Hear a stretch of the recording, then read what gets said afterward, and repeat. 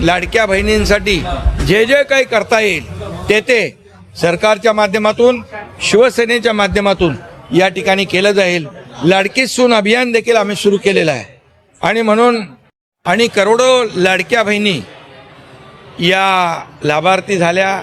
त्यांना स्वतःच्या सहीने पैसे काढण्याचा अधिकार आम्ही दिला आणि लाडक्या बहिणींसाठी खूप योजना देखील आम्ही केल्या. लेक लाडकी लखपती असेल, एसटीमध्ये 50% सवलत असेल, मुलींचं उच्च शिक्षण मोफत असेल, त्या अशा प्रकारच्या अनेक आईचं नाव आपल्या वडिलांच्या म्हणजे आपल्या नावापुढे वडिलांचं नाव लागायचं, आता आईचं नाव लावण्याचा देखील निर्णय सरकारने आमच्या घेतला.